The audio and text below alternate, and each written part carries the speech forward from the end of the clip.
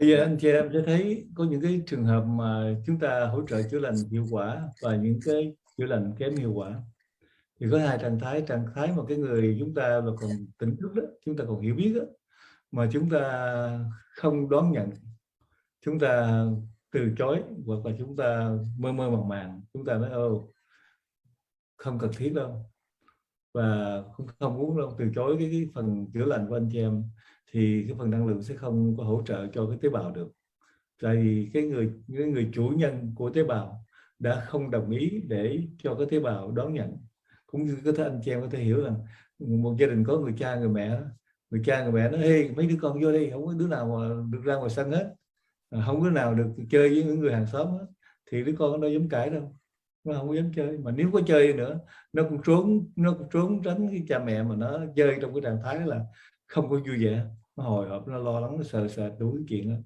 Nhưng mà đó là một cái trạng thái của một cái gia đình. Bây giờ chúng ta nghĩ rằng cái tế bào trong cơ thể chúng ta nó cũng giống na ná gì đó, thì tế bào nó được chúng ta, nó sống trong cơ thể của mình, và mình là một cái chủ nhân của nó. Cũng có thể mình là một người cha người mẹ, cũng có thể là mình là một ông chủ của tụi nó đó. Thật ra nó nghe là mình hết. Mình là cái chỉ thị của trong não bộ của mình, là đưa ra cái chỉ thị là như thế nào thì nó sẽ thực hiện như thế đó. Bây giờ một người sống không tiếp nhận năng lượng gốc và từ chối năng lượng gốc, vì nó cái này nghi ngờ quá, cái này nó có chuyện gì nó không đúng hay sai gì đó, và chính cái người đó đã có cái trạng thái là dè chừng và từ chối rồi, thì chúng ta hỗ trợ chữa lành không có hiệu quả. Và còn một trường hợp nữa, một cái người đó hoàn toàn họ bị giống như là bị coma rồi, họ không biết gì hết, và cái phần năng lượng của cái trí tuệ linh hồn họ chỉ muốn sống thôi. Họ sống cái thể xác và phần năng lượng đủ để tác động vào não bộ để điều khiển thể xác không còn khả năng nữa, nhưng mà còn một phần năng lượng sau cùng là tôi muốn sống, tôi muốn khỏe mạnh lại, mặc dù cái thể xác là bất hiện dụng rồi. Thì khi anh chị em hỗ trợ chữa lành vào cái người bị coma đó, cái người mà gọi là hoàn toàn là không còn sự ý thức nữa đó, thì cái phần năng lượng này nó sẽ tác động tốt vào đó. Chính vì vậy anh chị em chữa những đứa em bé bại não, bị bệ thần kinh, bị vấn đề nói chung là tất cả những xáo trộn về cơ thể vật chất, mà nhất là hệ thống thần kinh não bộ, tế bào não, tế bào trong cơ thể, thì chúng ta trực tiếp chúng ta gửi năng lượng đến cho những người đó, thì cái tế bào nó tiếp thu năng lượng và nó tái phục hồi là chức năng rất là dễ, rất là nhanh, và cái hiệu quả rất là cao khi chúng ta thực hiện trực tiếp. Còn chúng ta thực hiện gián tiếp cũng được vậy, nhưng mà cái hiệu quả nó chậm hơn. Còn cái người mà tỉnh thức, cái người mà bình thường không đón nhận năng lượng, thì anh chị em không có thể tác động, không thể gửi được cái phần năng lượng vào những tế bào. Mặc dầu tế bào nó muốn nhận năng lượng đó, nhưng mà cái người chủ nó không cho nó nhận. Đó, người chủ nó là cái phần năng lượng trí tuệ của chúng ta đó. Bây giờ chú nói với anh chị em đó, bây giờ anh chị em muốn tương tác với người đó, cái người đó không đồng ý, thì cái phần tế bào trong cơ thể họ không đồng ý, mặc dầu tế bào nó muốn đó. Không, chú vừa trình bày với anh chị nãy, giống như đứa con nó muốn ra ngoài để chơi, mà người mẹ nhất định không cho nó ra, người cha không cho nó ra, thì nó không dám ra. Nhưng mà nó thật sự là nó muốn ra ngoài, nó muốn chơi với những người bạn đó. Nhưng mà anh chị em nhất định không cho nó đi, thì anh chị em răng đe nó: mày mà ra ngoài đó là tao quýnh mày đó, tao phạt mày đó, đủ cái nó sợ quá. Mà nếu mà nó cũng nói, nhưng mà nó vẫn muốn ra chơi.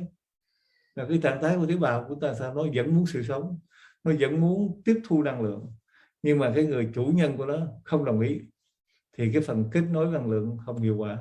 Nhưng mà khi mà một người đến với anh chị em với cái trạng thái là tôi cần, tôi mong muốn được, tôi muốn được chữa lành, tôi muốn được hết bệnh, thì cái phần năng lượng của anh chị em đến với người đó, hai cái là hiệu quả ngay, tác động liền. Thì anh chị em phải nhớ những cái chuyện đó. Và khi chúng ta đi ra chữa lành những người khác, thì anh cũng nhớ là mình cho họ biết là tôi muốn hỗ trợ giúp anh đồng ý thì tôi giúp, anh chị không đồng ý thì đừng nên giúp.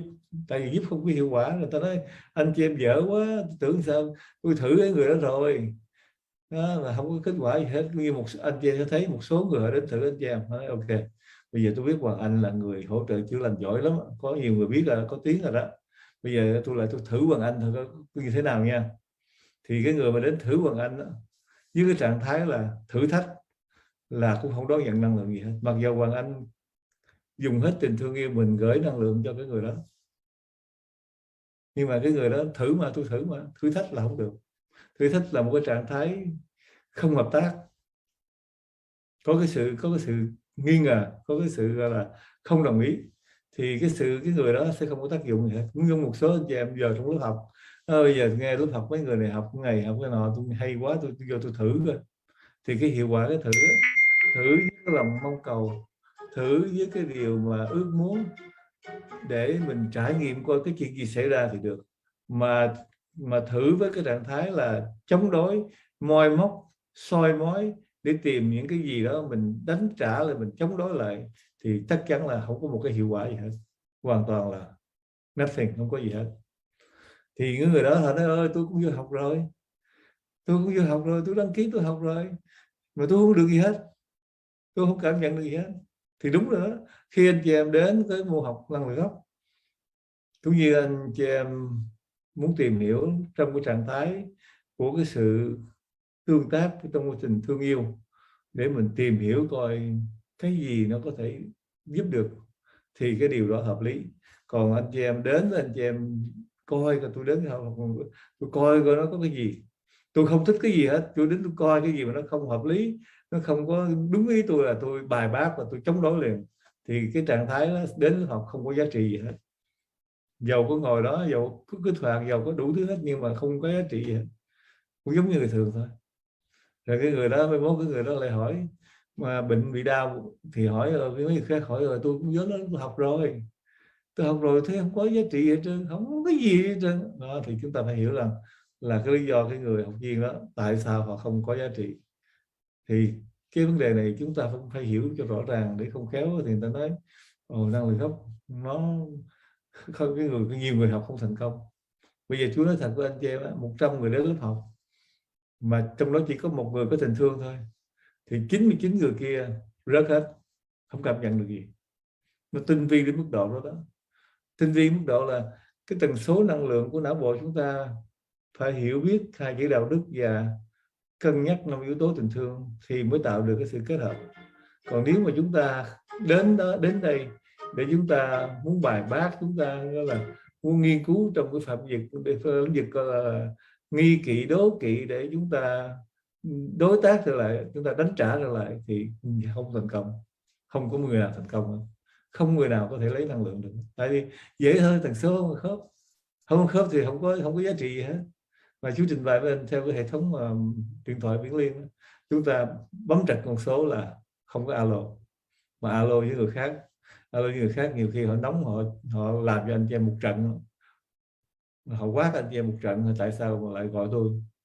Anh chị em thấy không, cái kỹ thuật của năng lượng gốc là một cái kỹ thuật đòi hỏi chúng ta phải hiểu thật rõ những nguyên tắc như thế nào, và chính mình phải điều chỉnh cái tần số năng lượng của mình đúng với cái tần số của sóng wifi và không gian, thì mới đạt được cái sự kết nối. Và từ khi đạt được cái kết nối thì anh chị em mới phát huy được. Còn nếu anh chị em không có đạt được kết nối, anh chị em có phát huy gì đi chăng nữa cũng như không.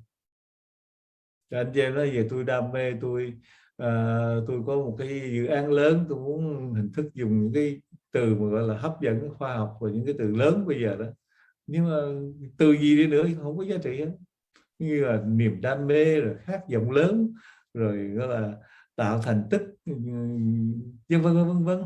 Thì đó là những cái khái niệm, những cái định hướng mà chúng ta muốn thực hành, nhưng mà không có năng lượng wifi, cái gì bế tắc. Cái đó là ảo tưởng, thành ảo tưởng, khát vọng thành ảo tưởng. Còn chúng ta khát vọng, chúng ta đam mê, mà chúng ta phải định hướng cho đúng, và chúng ta phải có sự kết nối sống wifi, thì chắc chắn là anh chị em không thành công cũng phải thành công. Tại vì sao? Tại vì anh chị em có năng lượng thật đó. Và khi anh chị em cũng hiểu rằng khi anh chị em có hòa mạng rồi, thì anh chị em không gọi được cũng phải gọi được. Cái kỹ thuật nó đơn giản như thế, mà nó rõ ràng như vậy, chứ không có ẩn ý gì hết trơn. Nó không có ẩn ý trong đây, nó rất là thực tế và rất rõ ràng. Khi chúng ta không điều chỉnh được cái tần số của tình thương yêu, chúng ta không điều chỉnh được tần số của phẩm chất đạo đức, thì anh chị em đừng hòng nói là có sống wifi. Nó đơn giản vậy thôi chứ không có gì hết đó. Mà muốn được cái đó, muốn được cái lợi ích này, thì anh chị em phải hiểu rõ, và anh chị em phải tự anh chị em thay đổi, chứ chú không thay đổi được. Mà không ai thay đổi cho anh chị em được hết. Và tại sao anh chị em thay đổi đây? Đó là tại vì cái ích lợi cho mình, ích lợi cho người thân mình, ích lợi cho cộng đồng mình. Mà biết bao nhiêu những anh chị em trước cũng nóng nảy, cũng là bực tức, cũng là va chạm ngoài đời giống như người khác thôi, có là đụng một cái là có thể quát tháo rồi. Nhưng mà khi mình bước vào đây, mình nghe được cái 5 yếu tố tình thương, nó có cái giá trị và nó giúp cho mình có một cái đường hướng đi trong cái sự gọi là an lành và cái niềm vui cho cái một mái ấm gia đình. Mà hồi sáng này anh gì đó, chị cô Đào hay cô gì đó đi trình bày đó, chúng ta nó có Bùi đó, cái gì Bùi, cô gì đó hồi sáng đó Hoàng Anh, cái gì đó, Quyên ạ, Quyên. cô Quyên. Cô của Quyên ạ. Vâng. Thì cô trình bày tại sao lúc trước thì nóng giận và hay quát tháo lắm, nhưng mà khi học cái này thấy hai chồng từ từ cái thương nhau, khắng khích và hạnh phúc tuyệt vời luôn. Là tại sao? Là tại vì mình thay đổi, anh chị em thay đổi, và anh chị em thay đổi là anh chị em có sống năng lượng thôi, mà không có cũng phải có, tại vì chúng ta có được sự kết hợp mà. Rồi khi có sự kết hợp, có sống wifi là anh chị em làm cái gì cũng được, chữa lành người ta cũng được, chữa lành mình cũng được, chữa lành mọi người cũng được, và chúng ta tạo được một cái sự khắng khích trong cái sự yêu thương hỗ trợ với nhau. Thì đây là cái tuyệt vời nhất của một cái đời sống con người chúng ta là như vậy. Tại vì chúng ta con người, chúng ta có cái tình thương yêu, chúng ta có biết ân tình, chúng ta có biết ân nghĩa, chúng ta biết những cái điều gì người khác giúp mình thì mình cũng đền ơn lại.